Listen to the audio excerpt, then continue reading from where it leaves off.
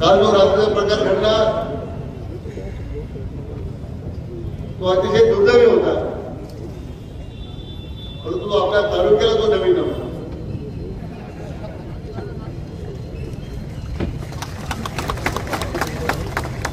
ही तालुक्याची परंपरा राहिली नाही पहिल्यापासून. फक्त एका बाजूला सांगायचं दहशतमुक्त तालुका आहे आणि वर्षानुवर्ष तालुका दहशती खाली ठेवायचा, जो विरोधात येईल त्याचा कार्यक्रम करायचा आणि लोकांच्या मध्ये एक प्रकारचं दहशतीचं वातावरण निर्माण करून लोक आपल्या पायावर राहिले पाहिजे अशा प्रकारचा प्रयत्न अनेक वर्ष तालुक्यात झाला. आणि म्हणून या विधानसभेच्या निवडणुकीमध्ये महायुतीचा आपला उमेदवार अमोल खताळ यांना आपण उमेदवारी दिली. एक सामान्य आपला कार्यकर्ता म्हणून आपल्यासाठी आवरात्र झगडणारा म्हणून अमोलला आपण त्या ठिकाणी सर्वांनी पाठबळ दिलं. आणि एक सामान्य कार्यकर्त्याकडून ज्यावेळी आपल्या प्रस्थापित माणसाचा पराभव झाला, त्यांचा धुपीपछाड झाला, स्वाभाविक पुढे त्यांना ते दुःख पचवता येत नाही याचा एक विषय त्याच्या मनामध्ये. खरं म्हणजे लोकशाहीमध्ये जनतेला दिलेला कौल आपण मान्यच केला पाहिजे. तुम्हाला लोकशाही मान्य नव्हती इतक्या वर्ष, तुम्हाला फक्त ठोकशाही मान्य होती आणि मला त्याचा परिणाम कालच्या घटनेच्या निमित्तानं लोकांना पाहायला मिळाला. तर लोकशाहीतून झालेला पराभव तुम्हाला स्पष्ट दिसून येत नाही आणि त्यामुळे आज मी म्हटल्याप्रमाणे लोकशाहीचे भाषे, लोकशाहीची कृती आपण अवलंबायला सुरुवात केली आहे. काही दिवसापूर्वी कीर्तनकारांवर हल्ले झाले, वारकरी संप्रदायावर त्या ठिकाणी हल्ले करण्याचा प्रयत्न केला आणि मग दहशत निर्माण तुम्ही करण्याचा तुम्ही प्रयत्न करत होता, त्यातून आमच्या अंमलबजावणीने हल्ला केला. तर म्हणजे तुम्ही असे किती हल्ले कीर्तनकारावर केले, अंमलबजावणीवर केले, तर त्याच ताकदीनं या तालुक्यातली जनता ही तुमच्या विरोधामध्ये उभी राहिल्याशिवाय राहणार नाही असं मला त्यांना निवेदन सांगायचं. प्रत्येक घरचा त्या तालुक्यामध्ये अमोल खताळ आहे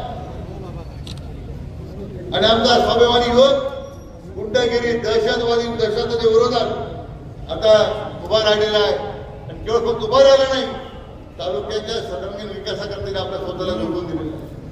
मला कधी किती आश्चर्य वाटलं की अमोल काय करू शकणार आहे, पण आपल्या सगळ्यांचे अंदाज जरी चुकीचे ठरवले तर तालुक्याला न भूषून भविष्यती अशा प्रकारच्या विकासाला मार्ग त्यांनी खुला करून एक जो अमोलचा झाला की ते मला सांगत नाही की मला हे पाहिजे, मला ते रस्ता पाहिजे, तो बंधारा पाहिजे, पाण्याचा प्रश्न सुटला पाहिजे.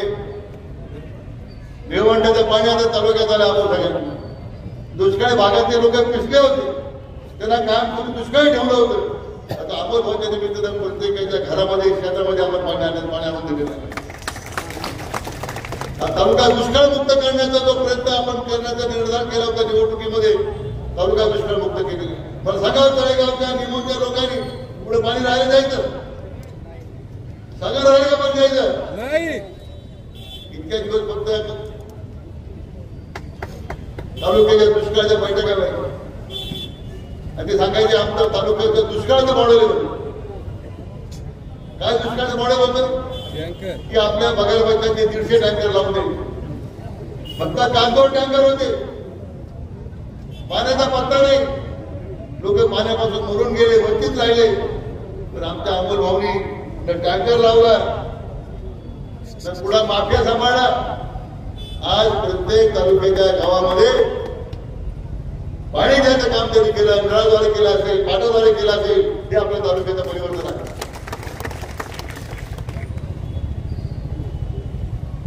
आणि म्हणून अशा या झालेल्या निमित्तानं मला वाटतं की हल्ल्याच्या निमित्तानं आज तालुका पुढायचा. मला तुमच्या सगळ्यांकडे पाहिल्यानंतर एक माझा स्वतःचा रूप वाटतो की आपण मिळेल आहे ते दूध मिळेल नाहीये. छत्रपती शिवाजी महाराज की जय, भवानी जय शिवाजी.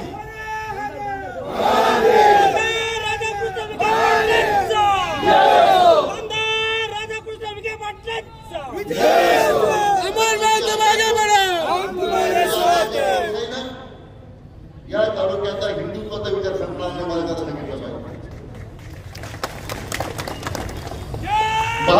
कार्यकर्ता आता स्वस्त बसणार नाही.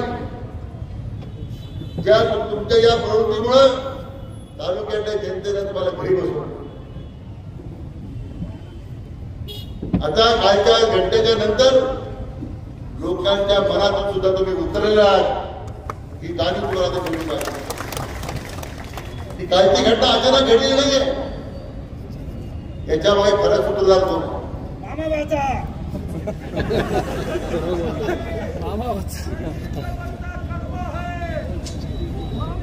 या सूत्रधाराचा शोध लागला पाहिजे. मी पोलिसांना सूचना दिलेल्या आहे.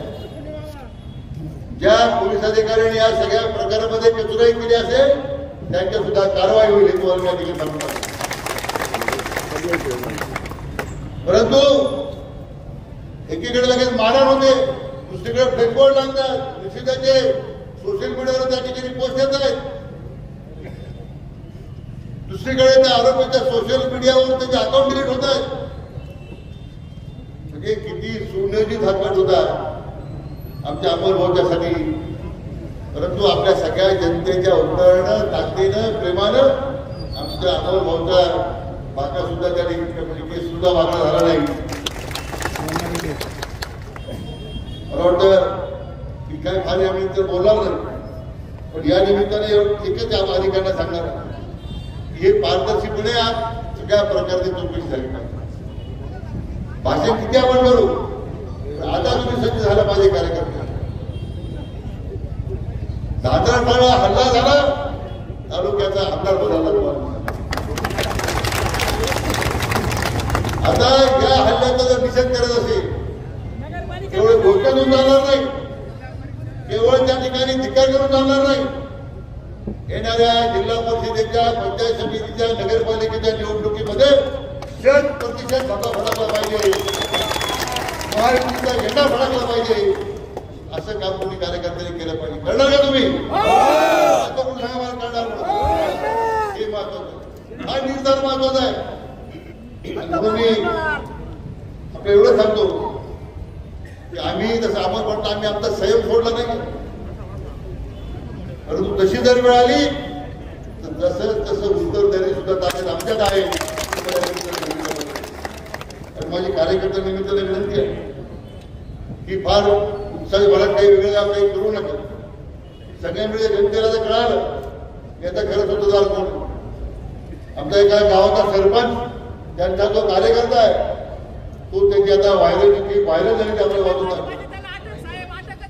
एकाकडे सांगायचं संयम शांत आहे, संयमी आहे, हे फक्त वरवरचं हे वरवरचं फक्त एक वातावरण होतं इतक्या वर्षामध्ये.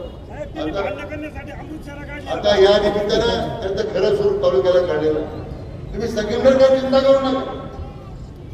संगमनेरमध्ये दहशत निर्माण करण्यासाठी आम्ही आलो नाही, संगमनेरमध्ये गुंडगिरी निर्माण करण्यासाठी आपण आलो नाही.